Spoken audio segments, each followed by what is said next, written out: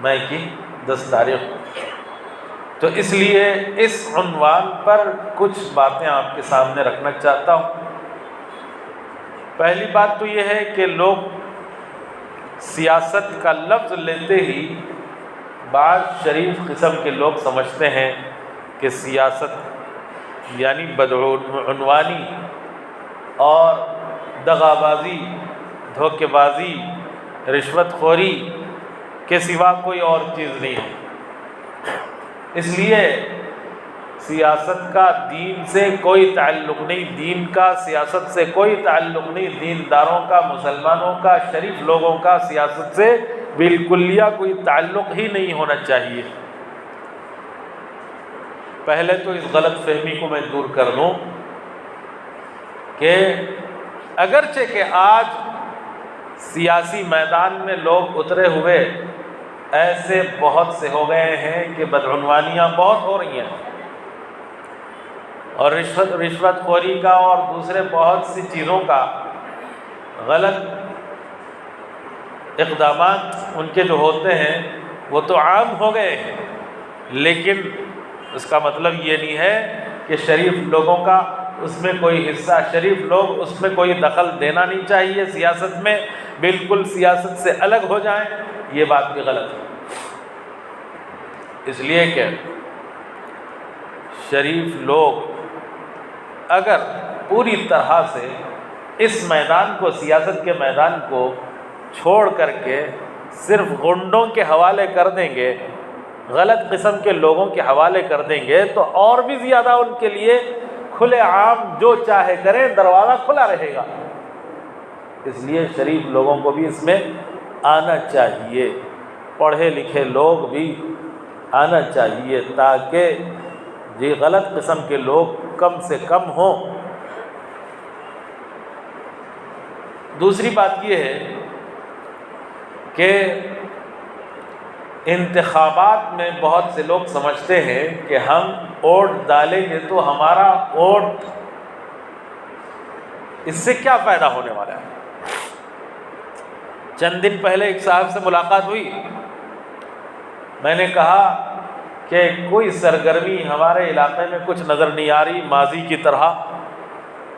پچھلے الیکشن سے پہلے نوجوان کتنا سرگرم تھے، لوگوں کو توجہ دلا رہے تھے کہ اپنا ووٹر آئی ڈی بنا لیں، اپنا جو ہے شناختی کارڈ بنا لیں، اور اس کے لیے فارم فل اپ کرائیں، اگر آپ کو مدد کی ضرورت ہے ہمارے پاس آئیں۔ گزشتہ یعنی آج سے 5 سال پہلے جب الیکشن کا موقع تھا، یہ نوجوان جو سرگرم تھے آج کیوں اس طرح سرگرم نہیں ہیں، بالکل ہی دور ہو گئے ہیں، کوئی کسی کو فکر نہیں ہے۔ تو جو صاحب گزشتہ انہوں نے بھی سرگرمی کی تھی، انہوں نے کہا کہ آج مسلمانوں کا ووٹ کوئی معنی نہیں رکھتا۔ لیکن بات اگرچہ کہ صحیح ہے، لیکن اس کا مطلب یہ نہیں ہے کہ ہم بالکل ہی کیا ہو جائیں، بالکل ہی مایوس ہو جائیں اور اس سے الگ ہو جائیں، سارے مسلمان ایسے ہی سوچ کر کے بالکل ووٹ نہ دیں۔ تو اگر مسلمان ووٹ نہیں دیں گے یا شریف لوگ ووٹ نہیں دیں گے تو کیا ہوگا؟ غلط قسم کے لوگ غلط قسم کو چنیں گے، پھر ان سب کو ہم پر حکومت کرنا ہے۔ وہ لوگ صرف جن لوگوں نے ان کو ووٹ دیا ان پر حکومت نہیں، ہم پر بھی کریں گے، ہمارے کام کاج بھی ہیں۔ تو اس لیے سارے مسلمان اس بات کی فکر کرے، ہر آدمی جس کے بھی 18 سال عمر ہو گئی ہے اس سب کو ووٹ دینا ہے، مرد ہو یا عورت ہو، بوڑھا ہو یا جوان ہو، بیمار ہو، تب بھی وہ جا کر کے ووٹ ڈالنے کی کوشش کرے۔ اور شریعت میں ووٹ کسے کہتے ہیں؟ شریعت میں یہ شہادت ہے، علماء نے فرمایا ہے کہ یہ شہادت ہے، گواہی دینا ہے۔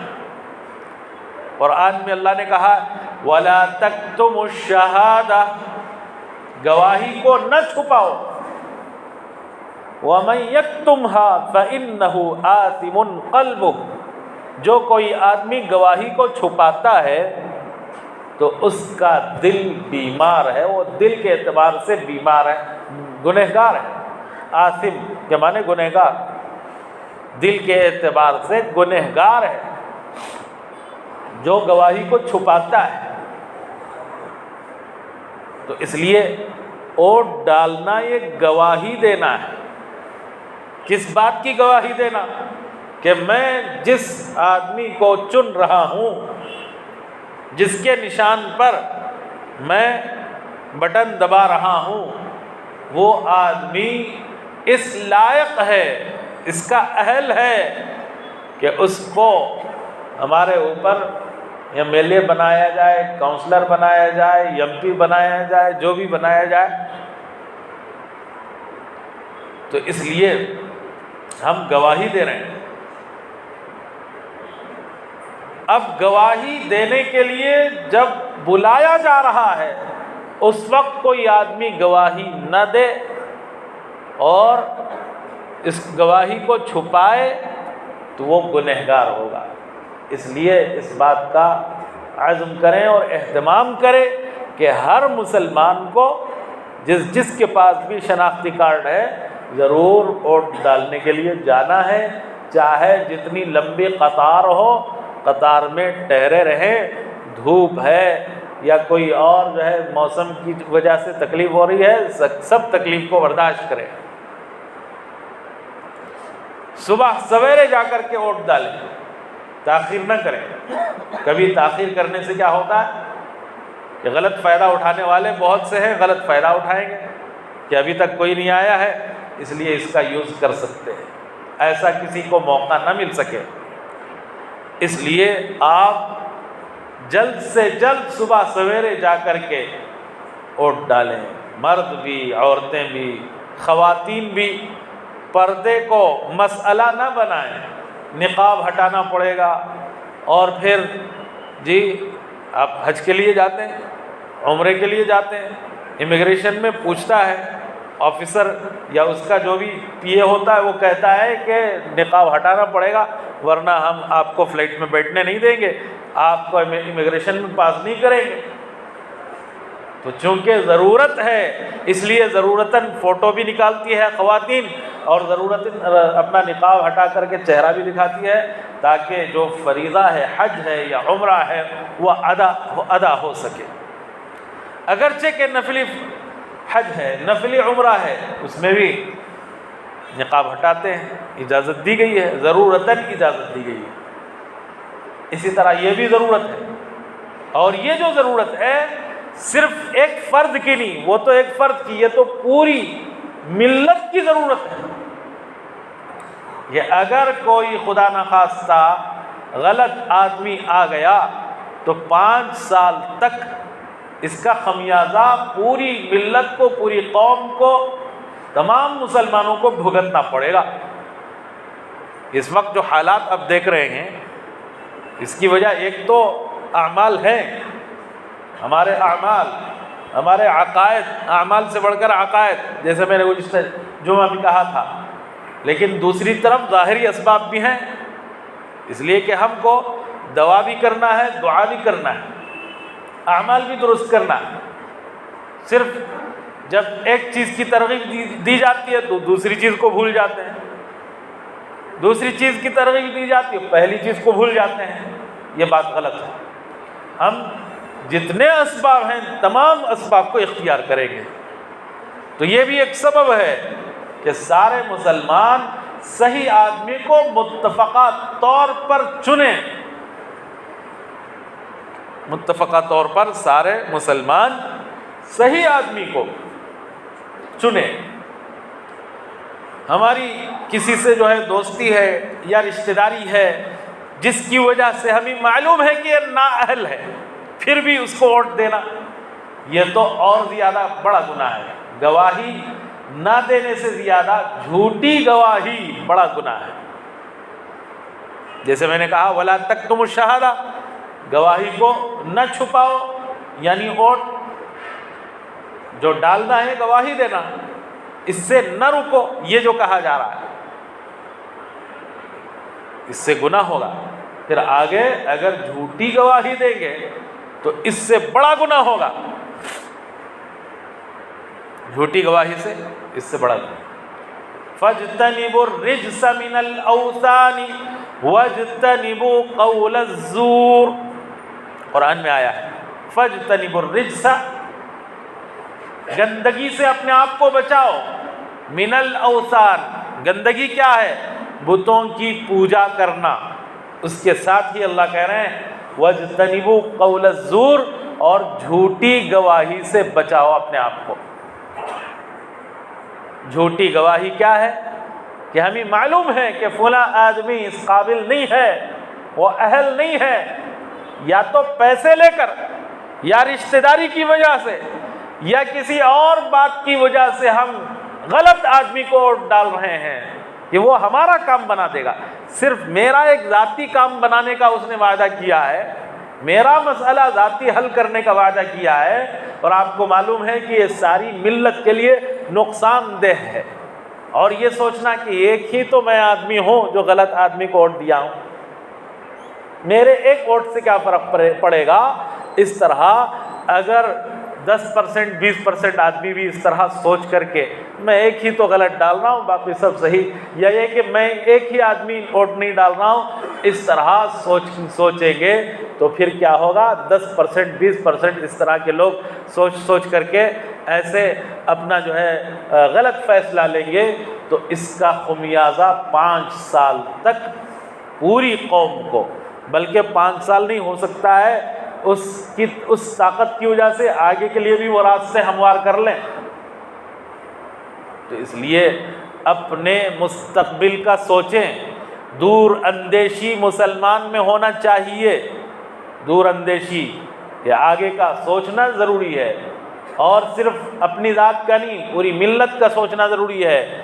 کہیں ایسے لوگ نہ آ جائیں جو مدارس و مساجد کے، مسجدوں کے دشمن، ایسے لوگ نہ آ جائیں جو مدرسوں کے دشمن ہیں، ایسے لوگ نہ آ جائیں جو اسلام کے دشمن ہیں، ایسے لوگ نہ آ جائیں جو مسلمانوں کے دشمن ہیں۔ اس لیے ہوش مندی سے کام کریں، ہر ایک آدمی جی آگے بڑھ کر کے صحیح آدمی کا انتخاب کرے۔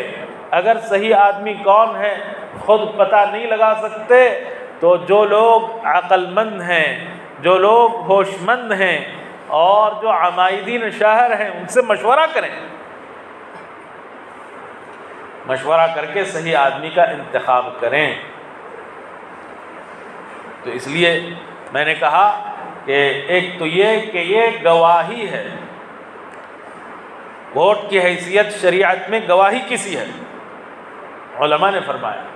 اور دوسری بات علماء نے یہ فرمایا کہ یہ سفارش ہے، جیسے آدمی ریکمینڈ کرتا ہے کہ فلاں آدمی کا کام بنا دیجئے، سفارش کرتا ہے کہ فلاں آدمی کا کام کر دیجئے، اس طرح ایک دوسری حیثیت ووٹ کی سفارش کسی ہے، غلط سفارش نہیں کرنا چاہیے، سفارش صحیح آدمی کی صحیح سفارش کرنا چاہیے۔ اس لیے آپ سفارش کر رہے ہیں اس بات کی کہ یہ میں جس کو ووٹ ڈال رہا ہوں یہ اس بات کے قابل ہے کہ اس کو یہ عہدہ دیا جائے، میں سفارش کرتا ہوں، گویا کہ اس طرح آپ کہہ رہے ہیں۔ تو اس لیے سفارش بھی صحیح ہونا چاہیے۔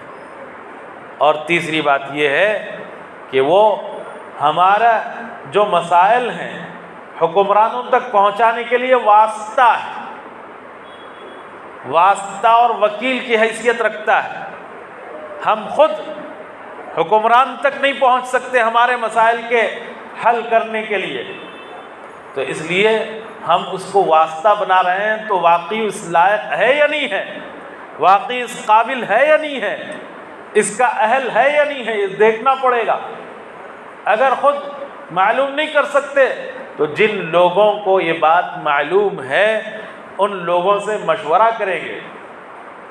اللہ تعالیٰ نے قرآن میں مشورے کی فضیلت اتاری ہے، قرآن میں حکم دیا وَأَمْرُهُمْ شُورَىٰ بَيْنَهُمْ وَمِمَّا رَزَقْنَاهُمْ يُنْفِقُونَ۔ صحابہ کرام رضی اللہ عنہم بھی جائز امور میں مشورہ کیا کرتے تھے، جو فرائض ہیں اس میں مشورہ نہیں ہوتا، جیسے مثلا نماز پڑھنا فرض ہے کہ آپ نماز پڑھوں یا نہ پڑھوں کسی سے اس میں مشورہ نہیں لیں گے، بلکہ وہاں تو پڑھنا ہی پڑھنا ہے۔ باقی مباح امور کئی ہیں، کئی آپشن ہیں، ان آپشن میں سے کس کو چننا ہے اس کے لیے مشورہ ہے، اور مشورے کے لیے جو اس کا اہل ہوتا ہے اس سے مشورہ کیا جاتا ہے۔ جیسے آپ کو اگر پیٹ میں درد ہو گیا تو کس سے مشورہ کریں گے؟ ڈاکٹر سے مشورہ کریں گے۔ اسی طرح اگر گھر بنانا ہے تو انجینئر سے مشورہ کریں گے، مسئلہ معلوم کرنا ہے تو علماء سے مشورہ کریں گے، دینی مسئلہ معلوم کرنا ہے جی، مثلا نماز میں کوئی غلطی ہو گئی، بھول ہو گئی، تو اب سجدہ سہو واجب ہے یا نہیں ہے، یہ علماء سے پوچھیں گے۔ اسی طرح اس وقت انتخابات کا جو موقع ہے تو اس میں بھی ہم جی مشورہ کریں گے۔ شناختی کارڈ بنانے کے لیے آپ نے فارم دیے تھے بہت سے لوگوں نے، لیکن ابھی تک شناختی کارڈ نہیں آیا ہے، تو کیا کرنا؟ اس کے لیے کس سے معلوم کرنا ہے، کہاں جانا ہے؟ جا کر کے پوچھیے، معلوم کیجئے۔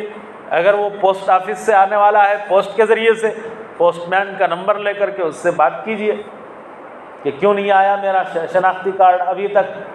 اگر آ گیا ہو لیکن میں کسی وجہ سے اس وقت نہیں تھا، یا جو ہے آپ نے سمجھا کہ میں یہاں اویلیبل نہیں، تو آپ نے اس کو کہاں پہنچایا، واپس بھیجنے کے لیے کہاں پہنچایا، وہاں جا کر تلاش کریں۔ کبھی ایسا ہوتا ہے کہ پوسٹ مین کو پتہ نہیں چلتا کہ یہ کس کا ہے، ایڈریس کون سا ہے، یہ کہاں رہتا ہے، ایڈریس اسے معلوم نہیں ہوتا، پتہ اسے صحیح طور سے معلوم نہیں ہوتا، تو اس لیے وہ BBMP آفس جہاں ہوتی ہے وہ واپس وہاں پہنچا دیتے ہیں۔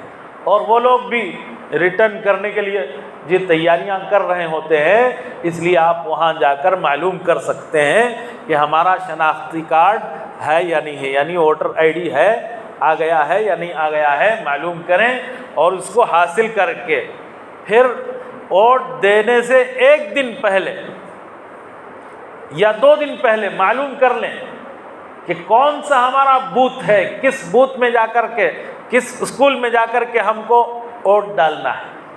یہ سب تکلیف برداشت کرنا پڑتا ہے، اور بعض نوجوان اس کے لیے پہلے سے جی ہر مسجد میں، ہر علاقے میں تیار ہونا چاہیے، جو مسلمانوں کی اور عام لوگوں کی جن کو معلوم نہیں ہے ان کی رہبری کر سکے۔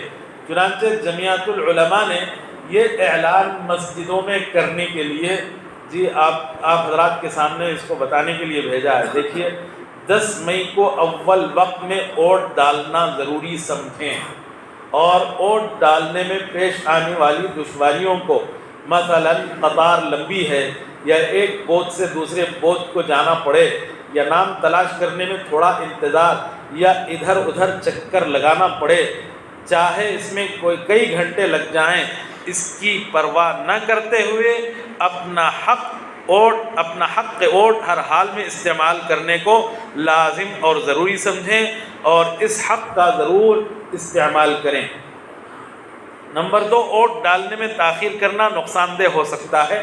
اول وقت میں حق رائے دہی سے فارغ ہو جائیں۔ نمبر 3، خواتین بھی غفلت و لاپرواہی کو چھوڑ دیں، کام کاج کے لیے حیلہ نہ بنائیں، نہ ہی دیندار خواتین نقاب کو مسئلہ بننے دیں۔ فوٹو اور شخصیت کے انطباق کے لیے آفیسر کے سامنے ایک مرتبہ چہرہ دکھانا ضروریات میں شامل ہے، جیسے ہوائی جہاز کے سفر کے موقع پر ایئرپورٹ میں کئی جگہ اس مرحلے سے گزارا جاتا ہے، لہذا نقاب کو رکاوٹ بننے نہ دیں۔ نمبر 3، ووٹ کے دن سفر ہرگز نہ کریں، الیکشن کے دن سفر نہ کریں۔ کاروبار، تجارت، ملازمت کو مؤخر کریں یا رخصت کر لیں۔ معمولی رقم کے عوض اپنا ووٹ ہرگز فروخت نہ کریں، اور نہ ہی چند سکوں کے عوض اپنا ID کارڈ گروی رکھیں۔ یہ عمل شرعاً جائز نہیں ہے، یہ عمل 5 سال تک پریشانی میں مبتلا کر سکتا ہے، صرف آپ کو نہیں پوری ملت کو، اس لیے اس سے مکمل طور پر پرہیز کریں۔ محلوں اور علاقوں کے سربراہ لوگ اپنے حلقے کی انتخابی کارروائیوں پر مکمل نظر رکھیں اور پریشان حال لوگوں کی مدد کرنے کا بیڑا اٹھائیں۔ محلے اور علاقے کے پڑھے لکھے نوجوانوں کی ٹیم تیار کر کے بوتوں کے باہر لوگوں کی رہبری کی خدمت سونپیں۔ مثلا لوگوں کا نام اپنے موبائل ایپ سے تلاش نہ ہو یا بوت کا تعین وغیرہ، اس کے لیے نوجوانوں کی ٹیم تیار رکھیں اور وہ جو ہے رہبری کریں۔ بہرحال اللہ تعالیٰ سے دعا فرمائیں کہ اللہ تعالیٰ ہمیں اس وقت اپنے اس حق کا صحیح استعمال کرنے کی توفیق عطا فرمائے۔ ظالم حکمرانوں سے اللہ تعالیٰ مسلمانوں کی اور ساری قوم کی نجات عطا فرمائے اور مسلمانوں کی مدد فرمائے، اسلام کی مدارس مساجد کی حفاظت فرمائے۔ وآخر دعوانا ان الحمد للہ رب العالمین۔ آخر میں اعلان کیا جاتا ہے